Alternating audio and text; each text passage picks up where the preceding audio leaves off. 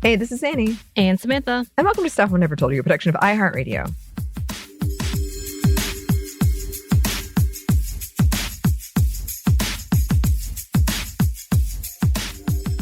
And welcome once again to SMNTY Fiction. As a reminder, this is a once-a-month thing that we do. It is ongoing. This is the second in a trilogy, in the Terminus trilogy. It was originally called Big Things Start Small, but I changed the name for ease. You can listen to this without listening to all the other things. It won't make much sense, but I can't tell you what to do. You do what you want. Also, as always, Christina is the one that makes these work. She makes these amazing. Thank you so much, Christina, for all the work you put in. This is something that I wrote for NaNoWriMo. I believe this one was in 2011. And NaNoWriMo is National Novel Writing Month, where it's 50,000 words, 50 or 60 in 1 month. And I did the previous thing, Terminus, this one, and then the next one for that. And in that spirit, they are lightly edited. I did edit some of this one, but it's very light because I kind of like looking back and seeing what was going on in my brain back then. And this was when I was just first starting on SMNTY. So I was getting a lot of different ideas. I was changing a lot of how I viewed things. So it's cool. It's cool to look back. So, content warning, descriptions of violence, murder, memories of violence, non-explicit descriptions of panic and anxiety, dissociation, illness, end of the world, projection. I would say it warrants a warning, honestly. So, here's where we are. Basically, the population is dying out because of this virus that we learned at the end. The first one was manufactured by a religious sect of the government who believed that it was time, basically, that God, punished people who they viewed had done wrong. But of course, it got out of hand. They created a vaccine, but then destroyed it, all but 2. And they saved one for their grandson, Madison, who is the main character's son, who she ran away with illegally, because in this world, the birth of children is highly regulated and controlled. And there was this whole confrontation. She met up with a rebellion, and then they weren't quite what she thought they were.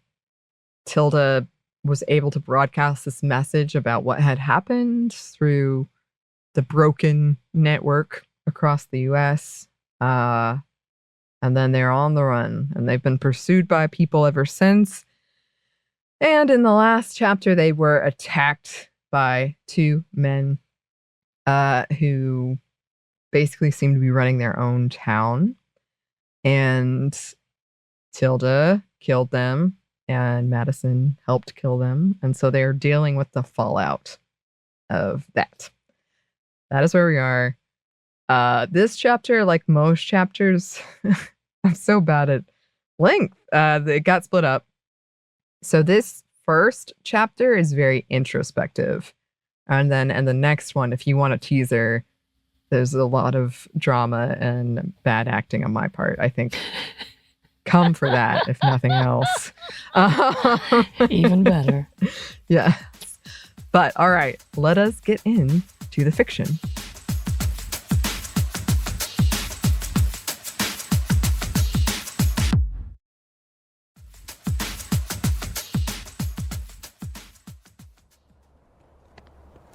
Tilda glanced behind them repeatedly, paranoid, as they rode out of Lafayette.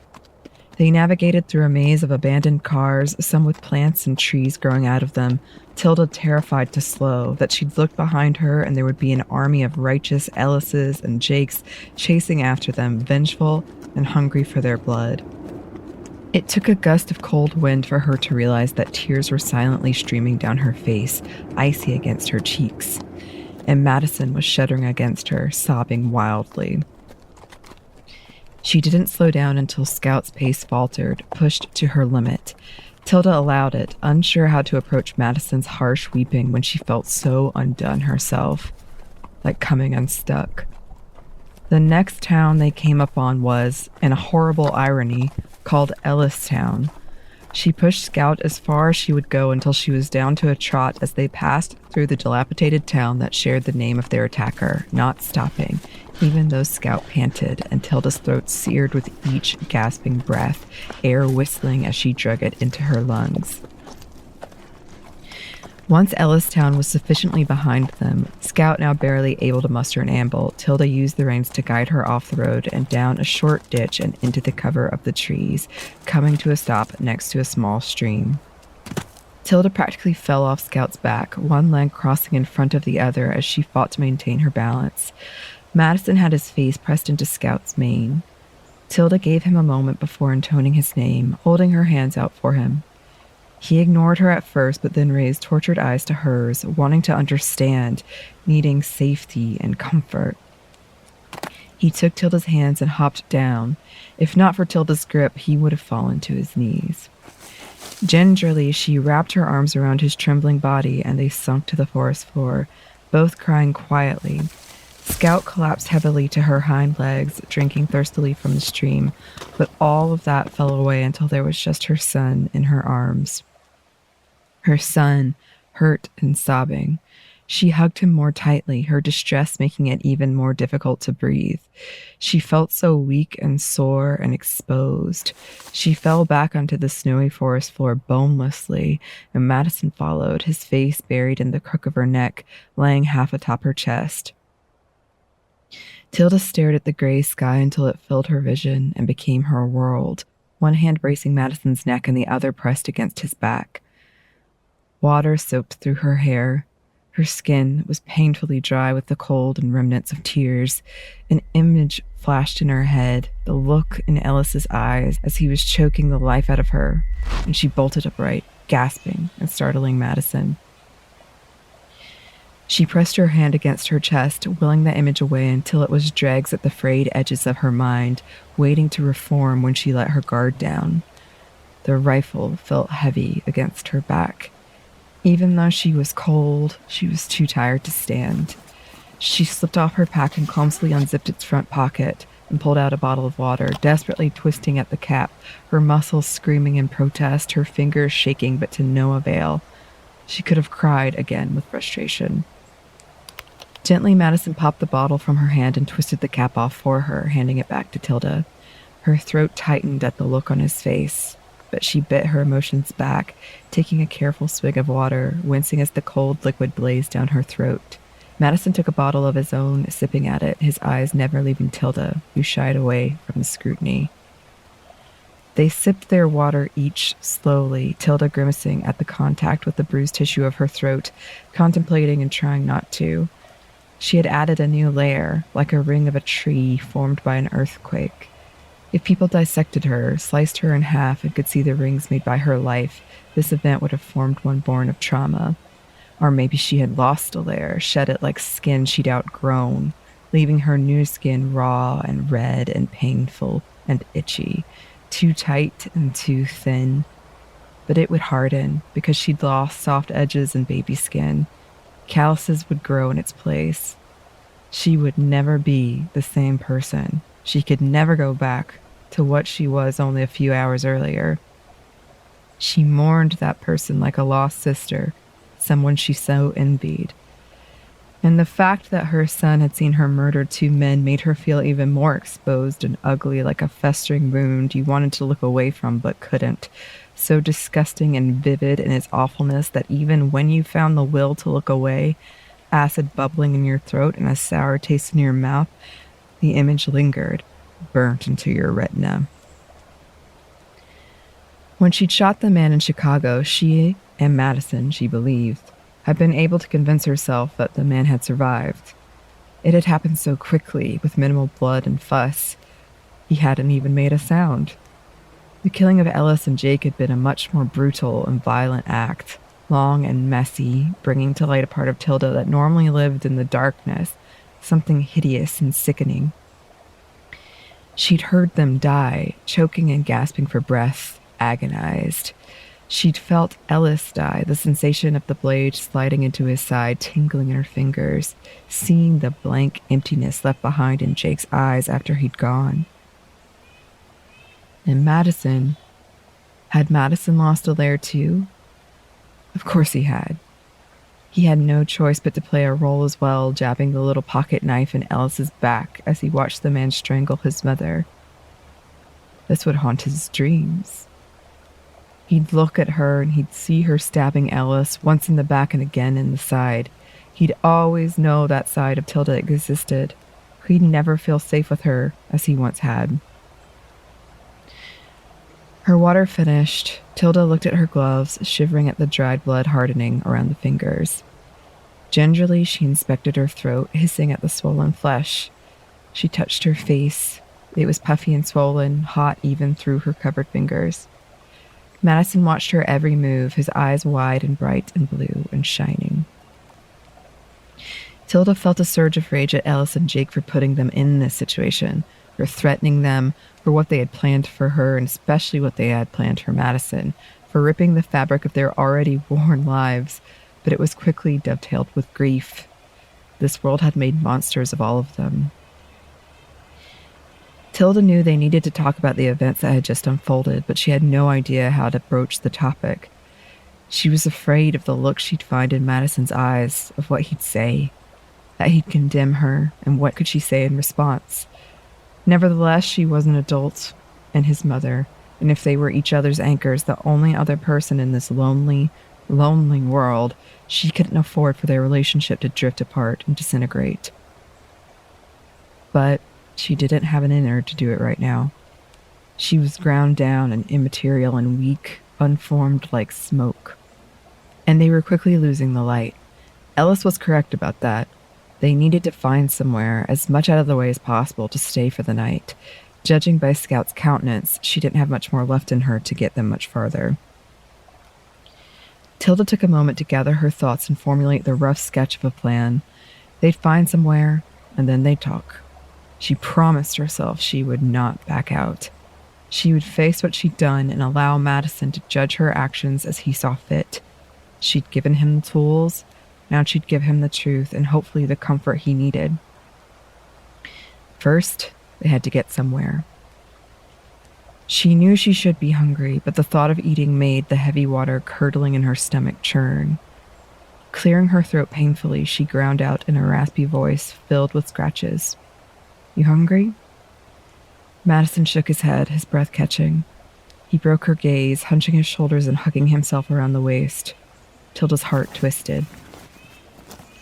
Replacing the empty bottle, she zipped her pack and woozily used a tree trunk to stand, going over to Scout and rubbing her neck. "You got a little more in you, girl?" she murmured, rough like sandpaper. "Just a little bit further." Scout's big black eyes did not waver from her face. She pushed herself up on her legs wearily. Tilda pressed her forehead to the horse's neck, grateful, retrieving some pellets from the stowed-away pouch and feeding them to her. "Come on, Madison." The boy stood and climbed up onto Scout's back without Tilda's help. She tried not to feel stung by it, but she'd gone largely numb emotionally anyway. She hoisted herself up behind him, her body throbbing like a big, painful bruise, and she guided Scout back onto the asphalt, ignoring the muffled fear screaming to be recognized. She felt so alert, her heart pumping far too quickly, everything around them in sharp detail, sickeningly in focus. Not too far ahead, they ran into a smaller highway heading west to Seneca Hollow, Route 636. Tilda took it, deeming that getting off this road would hopefully throw off any of Ellis and Jake's people that would surely come looking for them, thirsting for revenge. 636 sloped downward and took a hairpin turn left, running parallel to both the highway that they'd just been on and the Roanoke River. The sun sank lower and lower on the horizon, indigo rays of light peeking over the edge as the daylight faded. The road crossed over the river, converting to a one-lane road over a muted roar of water, and on the other side was a set of train tracks, rusted and warped with time. They were obviously not still in use like those that originated from DC, like the heads of a hydra. A little while after the railroad, Tilda spotted a mailbox reading Echo Hills Farms, an ornate pig on top of it, the wood painted a bright red. She took a gamble, the night nearly gone, that there would be a secluded farmhouse up the dirt road. Scout was reduced to a slow trot, her neck bent toward the ground, as they trekked upward through rows of dead corn, bleached brown and rustling in the quiet, still air. The sun was halfway hidden behind the horizon when two buildings, both of them large, and a silo came into view. Tilda felt a muted relief, but also fear. People could still be living here, or perhaps people from Ellis's and Jake's crew used this as an outpost. The farmhouse and silo made an odd silhouette against the indigo sky, stars already prickling through the fabric of the night, a crescent moon cutting sharply overhead. Tilda pulled an exhausted Scout to a halt right outside the stairs and slid off the horse to her feet, and Madison followed without asking. Tilda muttered for him to wait with Scout and crept up the stairs, boots heavy and loud against the wood. She was on the landing of a wide porch, complete with what must have once been an ornate rocking chair, the outside wall lined with windows. Tilda tried to peek inside, but could only see vague outlines and shapes through the thick, moldy satin curtains. With bated breath that burned in her throat, she took hold of the curled, gold-lacquered handle and pushed the top button. It didn't budge. Tilda's mind went frighteningly blank, no backup plans other than the two other buildings of this complex that were probably locked as well, breaking in a window and letting in the cold air. But then, a memory solidified in her mind, fuzzy edges. She looked down at the thick, burlap-covered doormat that read "Home Sweet Home" in flowery cursive.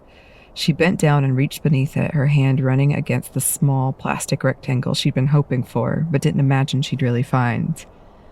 The darkness had increased rapidly, black overtaking the hues of blue and indigo, making it hard for Tilda's gloved hands to open the black box she'd retrieved. But eventually she found the clasp on the side, and it popped open, a silver metal key glinting with the faint light of the moon. With a shaky breath, she once again stood, the blood rushing to her head, making her dizzy, and she fumbled with the key and the lock for a few seconds, at first trying to force it in the wrong way.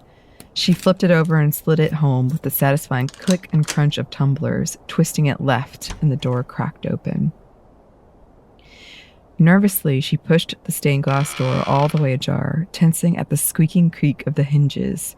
The air inside was stale but relatively free of odor apart from old wood. She looked back at Madison and Scout, wondering if it was safe for them to come inside before she'd properly checked the place out. The house was huge. So huge that it could take another hour in this darkness, so she gestured for Madison to lead the horse up the stairs and told him to wait next to the doorway after she'd closed the colorful glass door behind them and locked it. "Listen for me," she instructed quietly, "in case I find something." The house was wide open, large rooms and open spaces, vaulted ceilings, at least 10 feet high. It was filled with things that indicated a once wealthy family. There was a black piano in the corner of the room they first found themselves in, a multi-tiered chandelier hanging from a gold chain attached to the ceiling. The floors were chestnut, still waxy, reflecting the light of the silver moon. Nice chairs, stone carvings of horses and pigs, shelves of books. The windows were tall, white-framed, and spanned almost the entire north and south-facing walls, thick red satin curtains draped over them. She passed through that room into the next one, a rectangular dining room with a 12-person mahogany table, 5 chairs along each long end and 2 at each respective head of the table. The chairs were hand-carved, or at the very least, they appeared to be. The table was draped with a lacy white tablecloth, long since covered in mold. It was still set. Forks and knives and plates and glasses. There was a china cabinet in the room filled with china, blue and white, fancy plate settings for special occasions that would never be used again. Through the wide doorway next to the cabinet was the kitchen, a mirror of the dining room, size and layout-wise. A blue speckled marbled slab occupied the island in the middle of the kitchen, the counter stocked with colorful stainless steel appliances, a coffee maker, blender, microwave, bamboo cutting board. 3-door silver refrigerator, pictures of a smiling family of 8 held by smiley-faced magnets, 2 parents and 6 kids, and other pictures with different pairings thereof at school, on horses, on the porch, playing in the backyard, and a school concert or play. There were yellow post-it notes that had been washed out and crinkled with time, thin cursive black letters almost lost, items to pick up at the grocery store, Kyle's band practice at 5:30. Jenna's dance recital at 7. Don't forget to take Perdita on a walk. Tilda opened the refrigerator just to be sure. Nothing. All 3 doors. Nothing. She flipped through the cabinets, finding some canned goods, beans, pumpkin, vegetables that she stowed away in her bag. A side door opened to the outside, a view of the barn house through glass windows. Tilda checked to make sure it was locked. Over the door was a piece of stitchwork that read, "Home is where you are." Tilda scratched at her arm subconsciously, retracing her footsteps. Madison watched her solemn as she passed, his blue eyes bright pinpricks with the moonlight in the darkness of the room. On the other side of the first story was what Tilda supposed would have been called a reading room or sitting room. A large rug muffled her footsteps. The walls that weren't taken up with windows were lined with bookshelves, most aligned with books, others lined with trinkets, small figurines, ornamental fans, pots that once housed plants. Plush armchairs with side tea tables were arranged in an oval. There was a cookbook and a copy of a book called Catch-22 on one of the tables. Another had a bottle of liquor, glass-stoppered. In between 2 of the chairs was a chess table. Tilda returned to the main room and stepped up the wooden stairs, each step clunking loudly in the vacuum of silence. Along the stairwell were portraits of the family. Old wedding photos, the children at various ages, babies, young kids with gaps between their teeth, soccer ball under the arm, sledding, a Christmas photo with a decked-out evergreen tree in the background, hanging with ornaments and sparkling with lights. Moments of time preserved behind glass. Upstairs, she found a cluster of rooms. The master bedroom for the parents, with an enormous high queen bed and its own private bathroom, and the children's rooms, most of them with either bunk beds or twin beds. The walls painted with giraffes and tall grass, or galaxies and stars, a girl's room with butterflies. All the rooms were equipped with toys and books, board games, textbooks, desks, laptops, snapshots of various ages, each personalized and almost living with all the soul imbued in them. Hall closet overflowing with blankets, pillows, towels, a bathroom with a brightly covered fish bath mat and matching toothbrush holder and shower curtain. Tilda shuddered at all that life, gone, the bereft energy. She passed a mirror in the hallway and shivered at the sight of herself, looking away immediately. Even though the rooms were brimming with the lives that had played out here, there were no signs of anyone currently residing in this farmhouse. She'd have to check the silo in the barn later, but for now she was satisfied no one else was in this house but them. "It's clear," she called down to the fretfully waiting Madison, her throat grating. She bent over the wood and iron railing. "I'm going to toss down some blankets and pillows for us. We can sleep on that big red couch." Madison nodded, leading Scout into the main room and letting her lay down next to the fireplace. "Can I feed her?" he shouted up to her timidly as she filled her arms with the most comfortable and warm-looking comforters and pillows. "Yes, just a small handful." She returned, dropping what she'd collected over the side. They landed on the floor near Madison with a oomph. She went back and pulled out even more, along with a quilt she thought would be good for Scout, and tossed them over the side as well. She returned down the stairs, doing her best to mask her fear at the conversation she knew she had to have with Madison. Her stomach had settled somewhat. She didn't feel like she was going to spit up blood from the glass shards she felt like were lodged in her throat anymore. But her heart was still pounding, and she couldn't shake the feeling that they were being stalked. "Could you set these blankets up, please? That patched quilt for Scout. I'm going to check the barn real quick." It was silly, but Tilda would be foolish not to check it out. As she passed to go out the side door, Madison reached out for her, almost of his own volition. "But..." Tilda looked at him, his eyes asking for her to stay. Something in her loosened. "We come unstuck."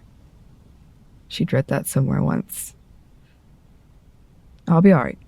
I'll be right back," she whispered. She shrugged one strap of her pack off and swung it up to her front, digging out a flashlight. She clicked it on, a bright blue fluorescent spotlight dancing around. She passed it to him, a torch to supplement the silver moonlight. "Take this." She fetched one for herself as well.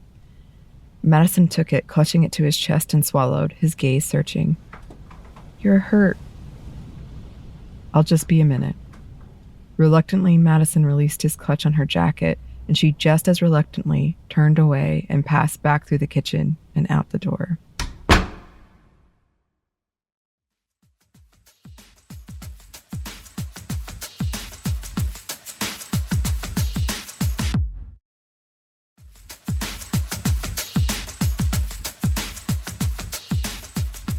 And that brings us to the end of this portion of the fiction. I hope that you enjoyed it. Like I said, it was definitely more introspective. I joked in the last one where I was like, oh, I can see where I got these names from. I definitely did look up, as I've said before, maps. And I mean, maybe it's not there anymore, but there really was an Ellistown when I was looking it up. So that is where that came from. And yeah, this was a toughie. I feel like when I was rereading this one, I was like, oh, I remember exactly where I was when I wrote this. I remember. But it does have that when you're from the South, a lot of times you've seen this exact place I was describing, like those big, like cabins, and they have the second story that's open and it has like all the bunk beds on it. Mm-hmm. Like, this is what that is. Oh, okay. Yes. I probably went way too much into detail. That is one of the issues I would say with NaNoWriMo, is you're like, let me describe everything in depth. But it is such a specific, I know exactly what this is. Also, I apologize to Scout the horse. I don't know how horses work. I do know that this was not good for Scout. But no harm has come from any actual horse. No. But yeah, I just feel like after what happened, you would have so much to wrestle with. And with this, because they've gotten this call over the broadcast system, come back to DC, there's a vaccine. Like, we can make a vaccine, but we need Madison to do it. And wrestling with that. And you're going to see a lot more of that in the next one, which is very dialogue heavy. But that's where they are. They're still sort of trying to figure out what they're going to do and being pursued by all these people and not feeling safe anywhere. So if you're like me and you like this, then thanks for joining. If you don't like it, thanks for joining. If you have any theories or anything that you would like us to do that's in the public domain in this realm, we love doing it. It's fun for us to kind of try something different. Mm-hmm. Let us know. You can email us at stephaniemomstuff@iheartmedia.com. You can find us on Twitter at momstuffpodcast or on Instagram and TikTok at Stuff I Never Told You. We're also on YouTube. We have a TeePublic store and we have a book you can get wherever you get your books. Thanks as always to our super producer Christina, our executive producer Maya, and our contributor Joey. Thank you. And thanks to you for listening. Stuff I Never Told You is a production of iHeartRadio. For more podcasts from iHeartRadio, you can check out the iHeartRadio app, Apple Podcasts, or wherever you listen to your favorite shows.